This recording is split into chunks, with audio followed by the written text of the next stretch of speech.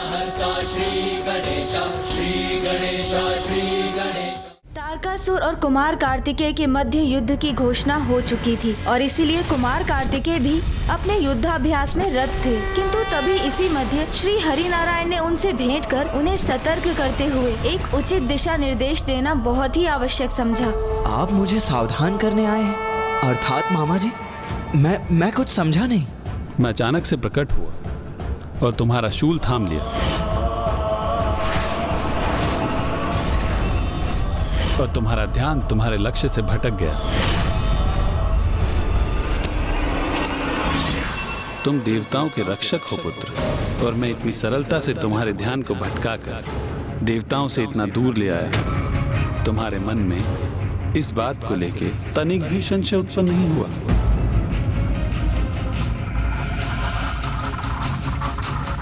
पुत्र, तारकासुर में नैतिकता लेश मात्र भी नहीं है, इसलिए वो अवश्य कोई अनैतिक उपाय का प्रयोग करेगा। किंतु यदि तुम्हें यह युद्ध धर्मानुसार ही संपन्न करना है तो उसकी प्रत्येक चाल से सचेत रहना, किंतु उसके ऐसे किसी उलझाव में मत आना पुत्र जो तुम्हें तुम्हारे ध्येय से दूर ले जाए।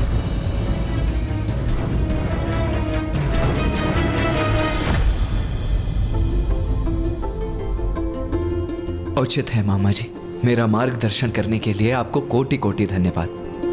विजयी भव पुत्र, विजयी भव पुत्र।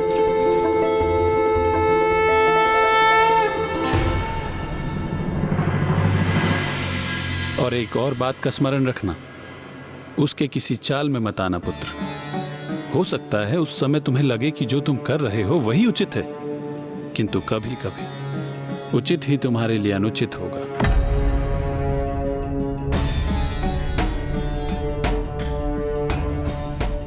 सर्वथा उचित कह रहे हो तुम अट्टासुर।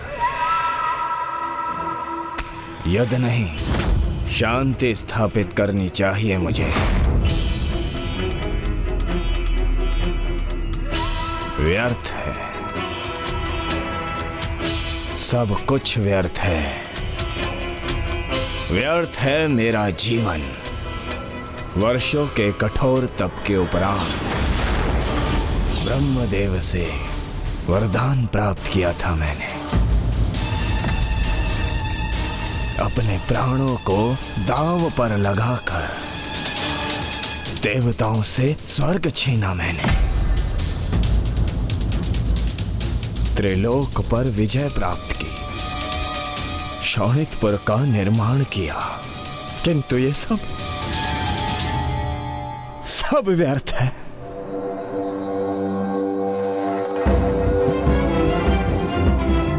मेरा एक ही स्वप्न था कि हम असुरों को भी देवताओं के समान सम्मान और प्रतिष्ठा प्राप्त हो। मैंने जो भी किया ये मानकर ही किया कि हम असुरों के लिए सर्वाधिक महत्वपूर्ण होती है उनकी प्रतिष्ठा,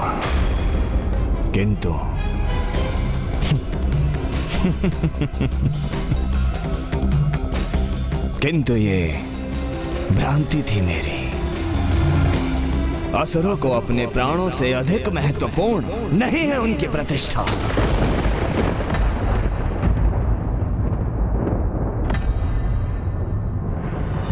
तो बताओ मुझे, अट्टासुर कहता है कि मैं देवताओं के समक्ष अपने घुटने टेक दूं, किंतु मैं पूछता हूं आप सबसे, सदा अन्याय किया है ना उन देवताओं ने हमारे साथ, अपमानित किया है ना हमें। इतनी दीर्घ अवधि के उपरांत असुरों को सम्मान दिया है मैंने। ऐसी अवस्था कर दी देवताओं की कि वे अपने प्राणों की रक्षा के लिए इधर उधर छिपने पर विवश हो गए। ये सब क्यों किया मैंने? क्यों? बताओ क्यों?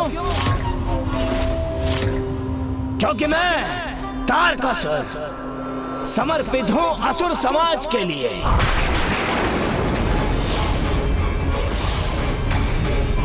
स्मरण रखना, यदि मैं न रहा तो ये दुष्ट देवता तुम्हें कहीं का नहीं छोड़ेंगे।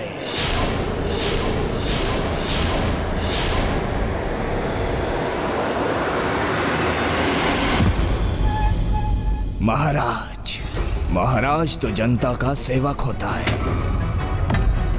आज तक मैं आप सबके लिए लड़ता रहा, किंतु अब यदि आपकी यही इच्छा है कि मैं आत्मसमर्पण कर दूं, तो मैं वही करूंगा।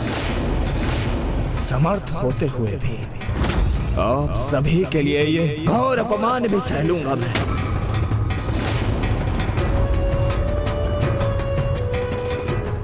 सह लूंगा ये घोर अपमान। नहीं महाराज, ये आप क्या कह रहे हैं? आप उठिए। आपकी इच्छा और अनिच्छा सब निरर्थक है, क्योंकि मेरा विश्वसनीय अट्टासुर तो यही चाहता है। महाराज, मेरा ये अर्थ कदापि नहीं था। बस शांत रहो अट्टासुर, तुम्हें जो कहना था सो कह लिया। यही है तुम्हारी स्वामी भक्ति कि तुम्हारे महाराज के सबसे बड़े युद्ध की पूर्व संध्या पर तुम उनके उत्साह को इस प्रकार खंडित कर रहे हो।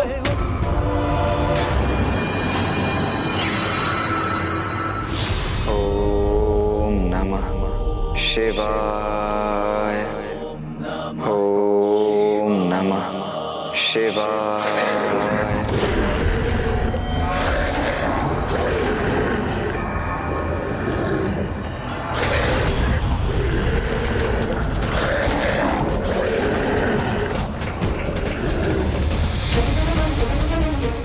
ये तो किसी पक्षी का स्वर प्रतीत हो रहा है, किंतु एक पक्षी इतनी रात्रि में इस प्रकार क्यों चित्कार कर रहा है?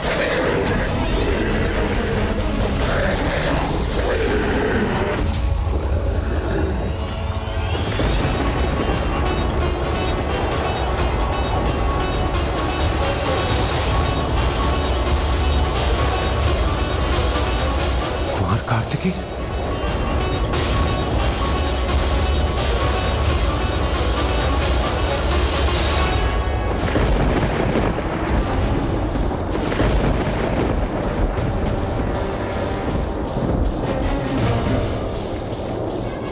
हमें विचित्र स्वर में किसी की चित्कार सुनाई थी, इसलिए हम सब बाहर चले आए।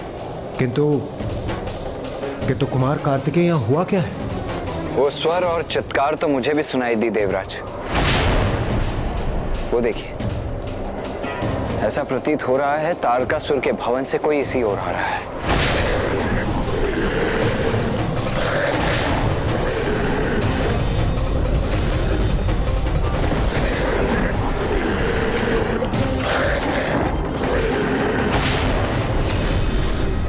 अट्टासुर? ये तो तारकासुर का विश्वास पात्र सेवक है, किंतु ये इस ओर क्यों आ रहा है? ये अवश्य इस दुष्ट की कोई नवीन चाल है।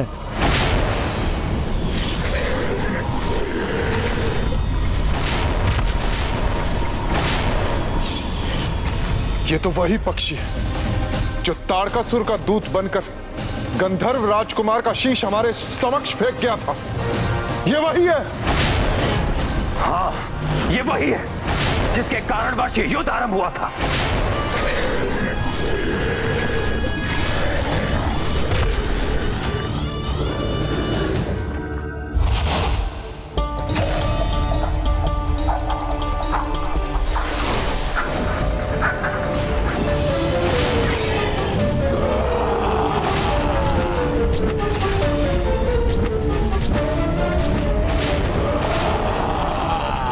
इस दुष्ट को जीवित नहीं छोड़ूंगा मैं, कदापि नहीं।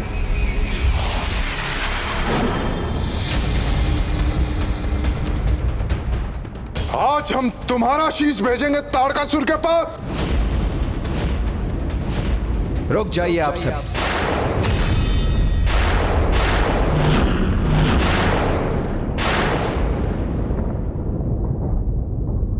इस पर आक्रमण करने के पूर्व हमें यह ज्ञात कर लेना अति आवश्यक है कि यह यहां आया क्यों है। रात्रि के इस प्रहर में यह यहां इस भयभीत अवस्था में पहुंचा है, और सूर्य ढलने के पश्चात तो योद्धा पर भी शस्त्र नहीं उठाया जाता। फिर यह तो निहत्था है इसीलिए हमारा यह कर्तव्य बनता है कि हम ये ज्ञात करें कि इसका आशय क्या है। अपने अस्त्र सभी हटाइए।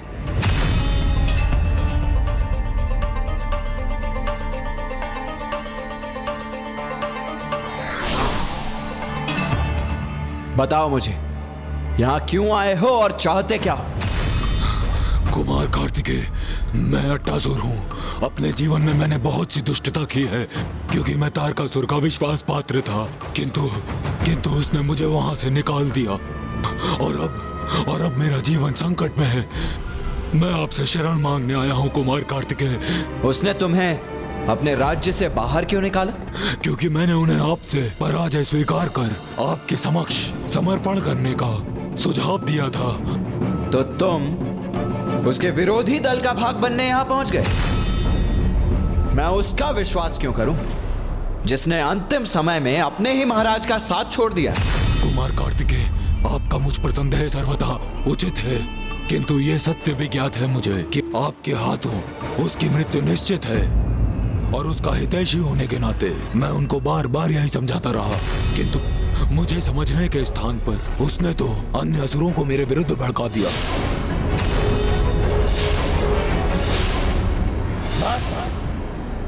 शांत रहो अट्टासुर, तुम्हें जो कहना था सो कह लिया। यही है तुम्हारी स्वामी भक्ति कि तुम्हारे महाराज के सबसे बड़े युद्ध की पूर्व संध्या पर तुम उनके उत्साह को इस प्रकार खंडित कर रहे हो। भयंकर दंड मिलना चाहिए अट्टासुर को। इसे दंड दीजिए महाराज। कल देवताओं का अंत करने से पहले इसका भोज करने दीजिए हमें।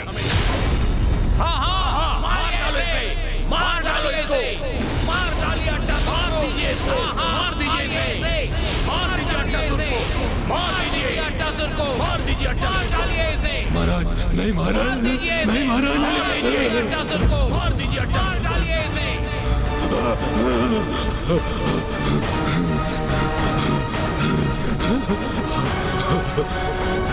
नहीं, नहीं, नहीं, रुको, छोड़ दो। पीछे।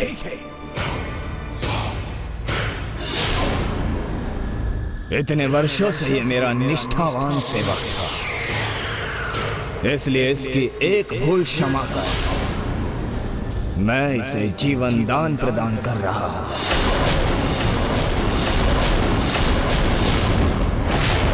किंतु अब मेरी दृष्टि से दूर हो जाओ तुम।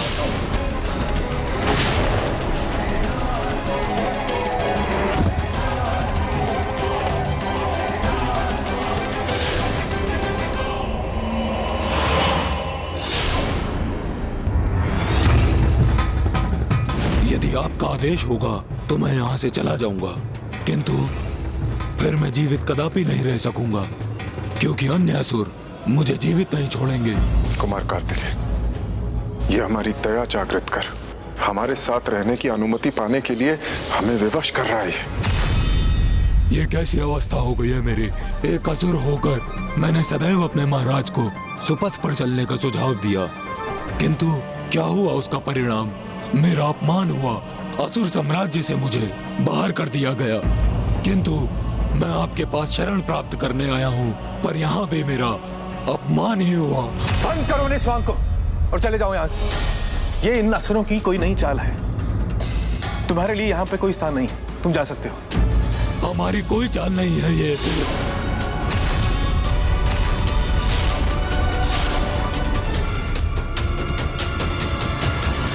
रुक जाओ, रुक जाओ। कुमार कार्तिकेय,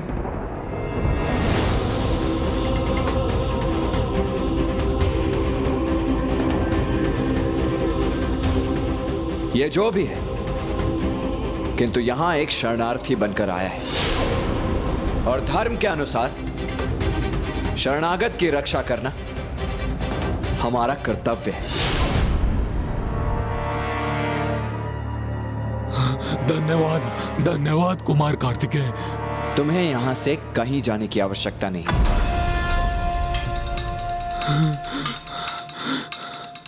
तुम्हें यहां रहने की अनुमति है।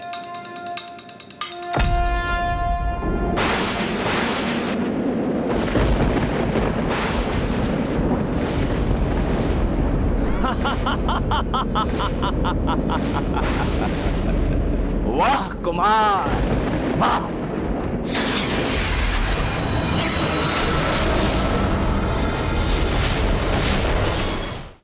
कुमार कार्तिकेय, मेरे शत्रु को शरण देने का दुस्साहस कैसे किया तुमने?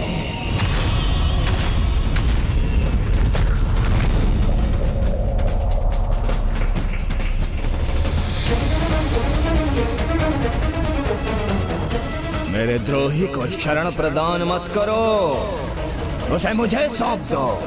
तारकासुर, इसने मुझसे शरण मांगी और मैं इसे किसी भी अवस्था में शरण दूंगा। अच्छा, ऐसा है क्या? तो सुनो, कल सूर्यास्त के पूर्व अंत होगा इस अट्टासुर का, और इसका वध कोई और नहीं, स्वयं मैं करूंगा।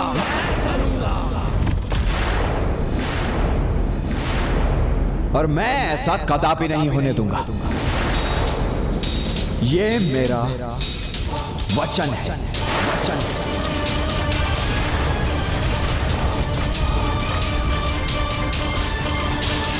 मुझे तुम्हारी चुनौती स्वीकार है कुमार कार्तिकेय, किंतु क्या तुम मेरी चुनौती स्वीकार कर सकोगे?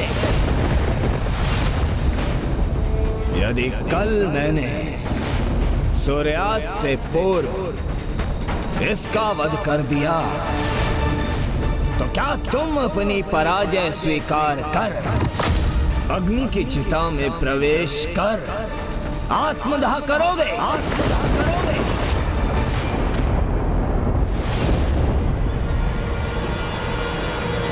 मुझे तुम्हारी चुनौती स्वीकार है तारकासुर।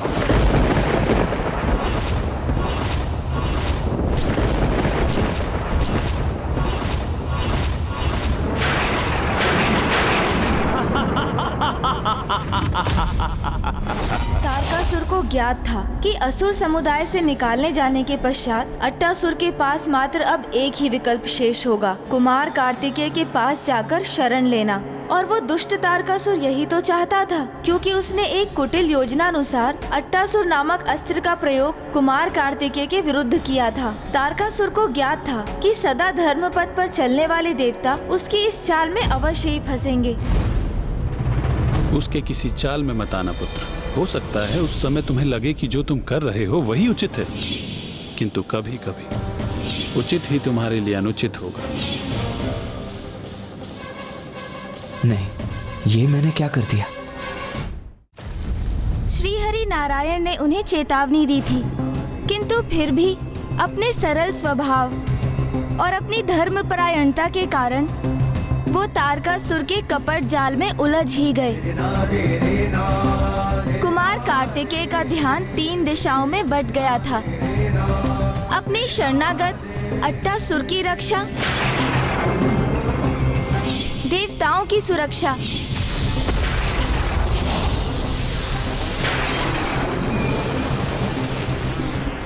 और तारकासुर से युद्ध कर उसका अंत। अब उनके ऊपर इन 3 बड़े उत्तरदायित्वों का भार था।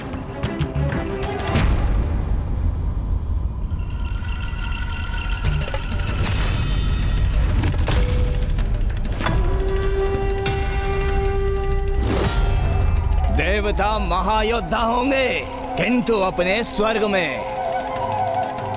यहाँ मेरे शोणितपुर में वो मेरे समक्ष एक कीट के समान है, जिन्हें मैं कभी भी अपने पांव तले मसल सकता हूँ। क्षमा कीजिएगा महाराज, किंतु क्या अब तक उस दुष्ट अट्टासुर ने हमारे सारे गुप्त रहस्य उन देवताओं के समक्ष उजागर नहीं कर दिए होंगे? गुप्त रहस्य? कैसे गुप्त रहस्य? आपकी सेना, आपकी शक्ति, और यदि आपकी कोई दुर्बलता हो तो उसके रहस्य महाराज।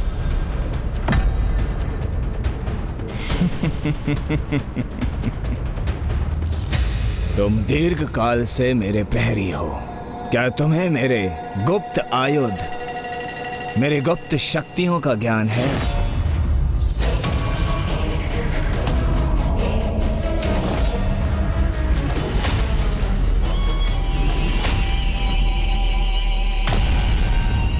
मेरे महायोद्धा सेनापति, मेरे संहारक आयुध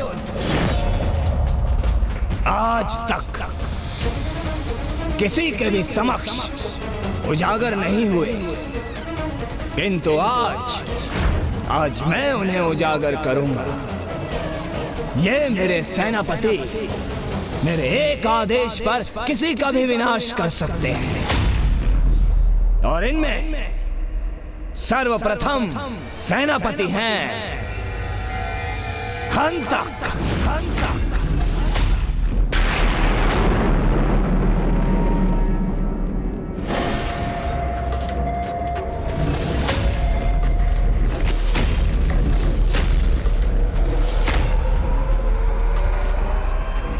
आज्ञा दीजिए महाराज।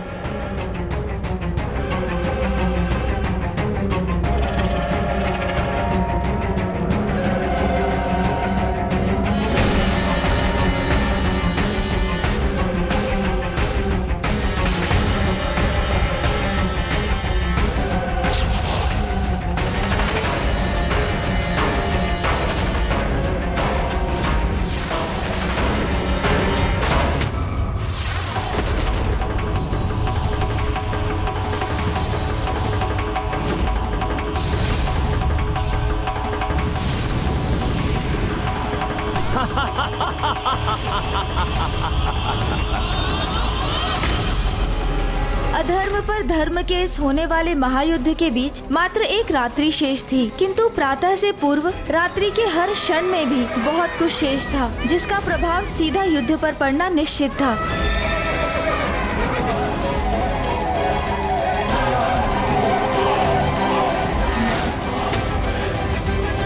शरणागत को शरण देना धर्म है, चाहे शत्रु पक्ष का ही क्यों ना हो, किंतु शत्रु के प्रत्येक चाल पर दृष्टि रखना भी आवश्यक है।